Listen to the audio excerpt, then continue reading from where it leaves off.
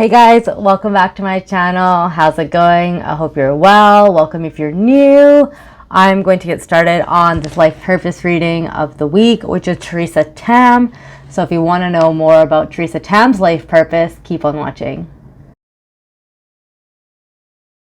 Hey guys, I'm Raminder here, lawyer turned spiritual healer and activist, life purpose reader, and so much more. A lot of you know I talk about life purpose and human design, and I've been doing that when it comes to the government and people that we kind of seek influence from during this pandemic or have sought influence from during this time. I was going to do Jagmeet Singh, but I was just feeling guided to do Theresa Tam instead. So he will be coming in terms of Jagmeet Singh's reading will be coming, but we're going to dive into Theresa Tam's 6'2" projector profile right now, as well as what really stood out about her to me, what I've kind of felt intuitively. And a lot of you know, but if you don't, now you know. The reason I do this is for individuals to understand why people in these positions of power make decisions the way they do, why do they speak the way they do? Why can't they see the obvious, or can they see the obvious? And so it's helped people open up their perspective to everybody's growing and learning process. And honestly, Theresa Tam is one who is completely shut off for me. Her energy is pretty dark. And it's not that she is a dark person. It's when you look at her eyes, there's no light in her eyes. Okay, so that's kind of what I mean. She has so much internalized stuff inside of her, likely from past lives as well, and this current life, all that internalization that she has now manifested into kind of vitriol against society, against community, and so, or against the community. And so like I said, I have little empathy in these sort of scenarios. I'm going to look at what's really pointing out in her chart and going from there. I'm going to say that finding her birthday, which I need for the human design, was a little interesting, similar to Bonnie Henry. I found her tweet on her birthday, and it wasn't on her Wikipedia. I know that there are a lot of people in the Asian culture that don't like to give their birthday out because of readings like this. And I'm going to overstep that and talk just a little bit surface level about what I see in her human design. All right, so let's get started. If I'm looking down, it's because I have my notes here. I got the charts here, same one you're going to see, and we're going to get into it. All right. So she is a 6'2" profile. That means she's a role model and a hermit. She has a transpersonal profile as a 6'2", meaning that people are meant to learn through her. That's very much a part of her purpose. People learning through her, people learning about their beliefs based on the way she acts. That's just human interaction overall. For her, she likes to be out there and say her opinion and then just kind of not be seen in that hermit sort of energy. She likes to be recluse and be like, I said what I said and now I'm going to go inside. It's very much also what I'm feeling in terms of her energy when I said the internalization is coming out as vitriol. So what I mean by that is she has a lot of internalized trauma, gender bias and things like that, hardship that she's faced, that she has internalized, and is coming through as a really strong matriarch figure. So somebody that doesn't change their mind, somebody that doesn't take, the opposite answer of what they think is right, somebody that wants to move the neck and the head and have a say in absolutely everything and doesn't want to expand their mindset. It's the strict parent energy. So that's why I said her energy is a little soulless and dark. And so when we know that it's a deep-rooted thing, maybe it can make us feel better. But overall, she doesn't need to hear people's opinions about her because she has absolutely no consideration of how her words actually impact others. And I think that we see that on a daily basis, whether that's saying you're going to have to get a booster every 3 months or else, stop having sex or else. All these things that she has been saying, as well as other health officers like Bonnie Henry. I think those are the main two, honestly, that have said stuff like that. But in terms of the sex stuff, but she thinks she's right. She actually believes that she has control over everybody. And it's kind of dangerous because she's going to fall on her ass and she's going to have to learn a lesson. She's a projector in human design, and projectors are people that are really good manifestors, even though they're not manifestors in their type, in their energy type. Projectors are here to create the life that they want based on the image that they portray or exude in terms of their energy. And so since she is here as somebody that has a strong belief in her opinion, she is manifesting that life for herself right in front of her eyes. And so the movie screen, or the projection that she's quite literally watching, is the one she's created based on the control that she likes to exert over other individuals.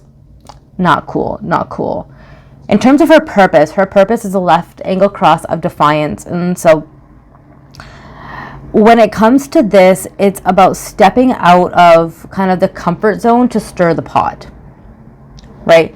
That stirring the pot can be a good thing or a bad thing.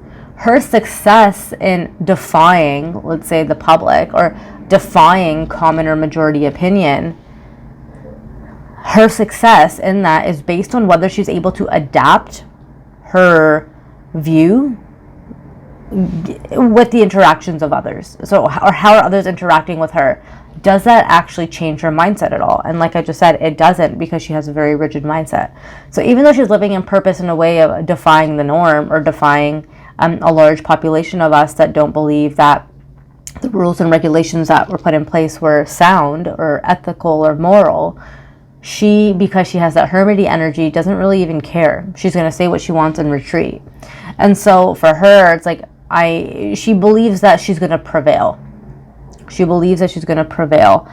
And she, will be successful if she's able to vary her viewpoint. But that would have been done by now. The people that know we need to move on with our lives have already indicated such. And so we're not going to really be seeing it more from other people in the Liberal Party, at least. And so, let me just announce, and I think we already know, but she is the health officer for Canada. She's our federal health minister. So, we have our ones provincially. The difference is that she's for everybody.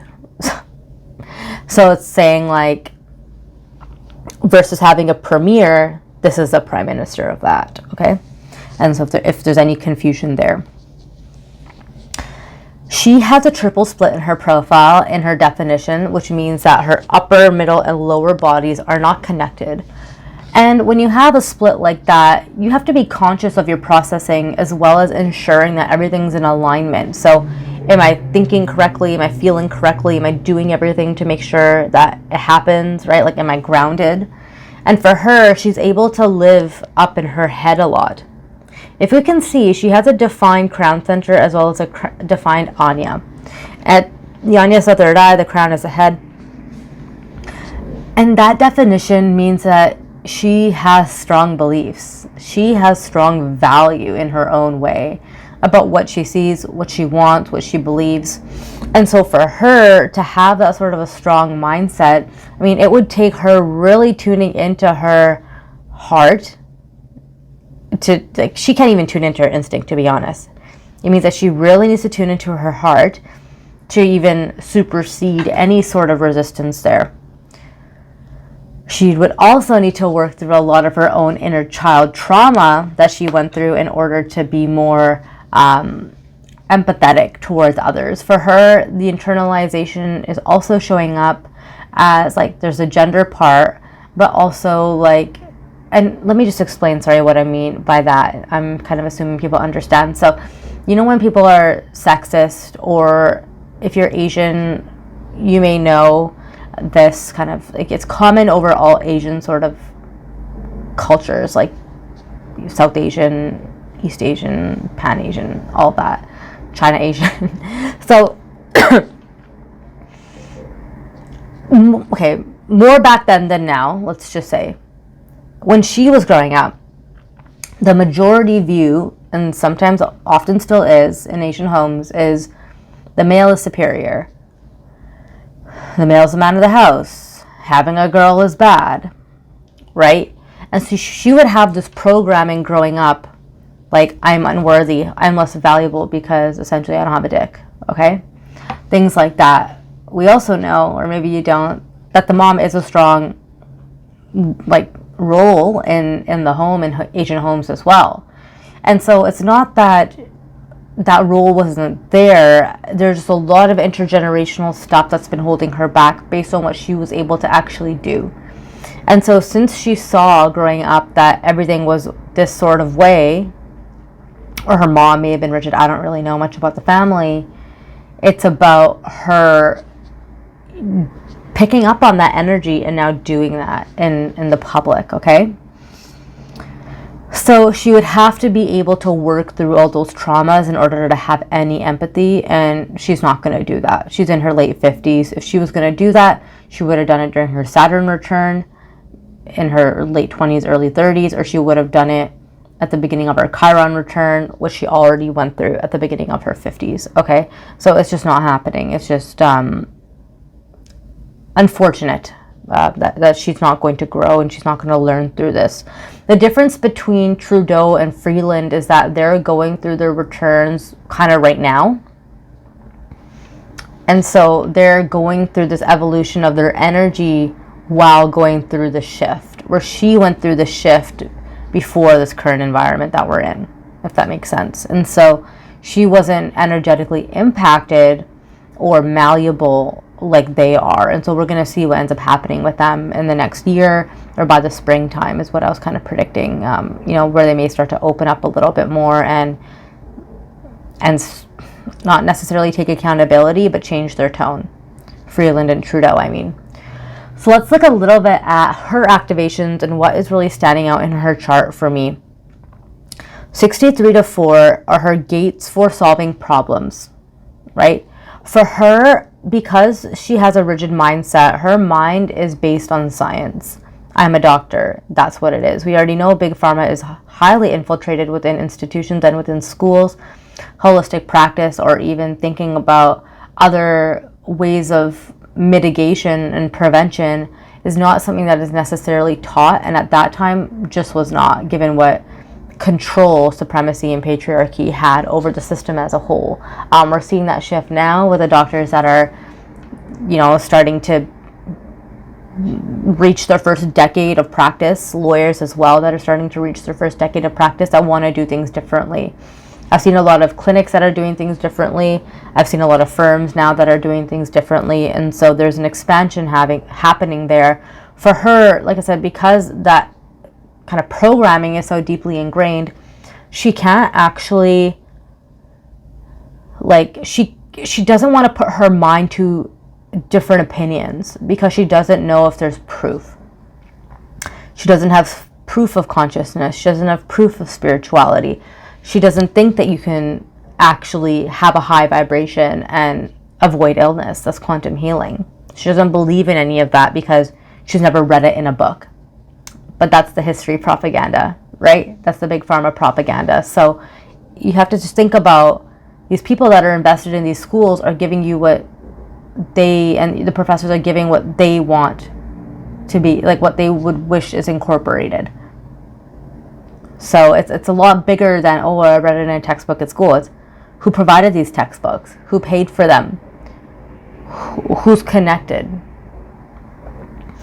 And so it's looking beyond, right? We just want to assume everybody has good intention. We just want to assume that people are providing enough information to make, a decision, like informed consent.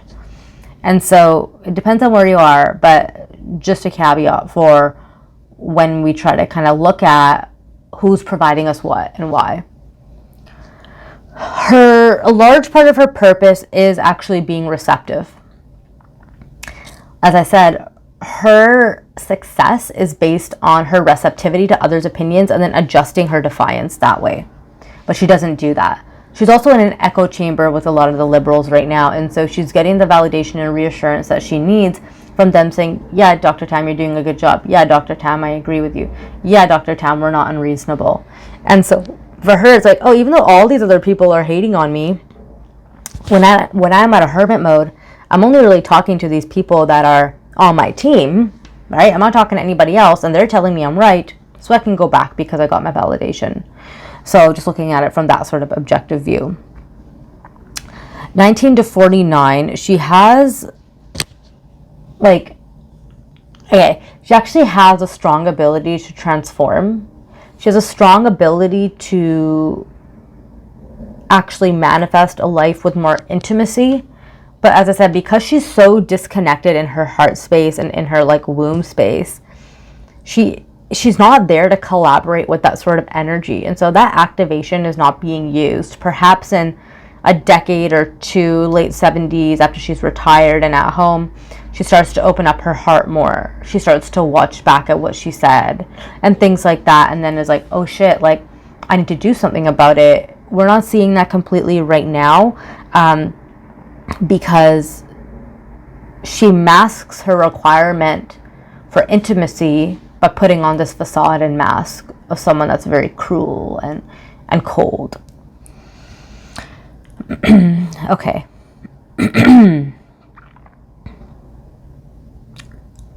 Just wanted to see what else. Okay, in terms of her conditioning, we already know there's a hard time opening up her mindset because of what she's seen and what she thinks is the truth. 50 to 27 is showing me that her survival instincts are based on being nourished. And so she is not getting that nourishment. Like I said, she's so disconnected in her womb space and heart space. It doesn't mean that you have to have children. I actually don't know what her family status is. It just means you have to be connected to your femininity. She's not at all, right? She's also not connected to her inner child, right? So that healing is a big requirement in her growth, and I don't see that happening. She likes to follow the rules, and that's actually something that has held her back, like I said, because of how everything is so highly indoctrinated. 25 to 51, she loves to defy all odds as well. Even though she has defiance in her chart, she likes to defy all odds. She likes to break down barriers. She likes to step out of her comfort zone. She loves being, I'm assuming, the first Asian woman in her position, right? Like, she has got here from defying the odds, from being the exception to the rule. Sorry, I'm so itchy. Oh, guides. Oh, sometimes I'll like do that. It's not that she hasn't maintained or gained success in the right way. It's about her using that as a way to shut off everything else, forgetting where she came from, forgetting how she felt, and then duplicating that and like times a million, or 2 million, or 3 million, or 15 million, really, across Canada.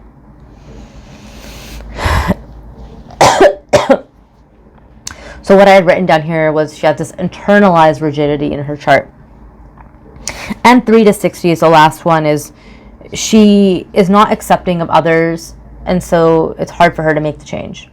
She has the ability to make change in her chart, but her lack of acceptance of those that have differing views is what is going to be her demise. And when we see that, who knows if we will see that, and also when that will happen. That could be something that happens off screen without us really being aware of it, okay?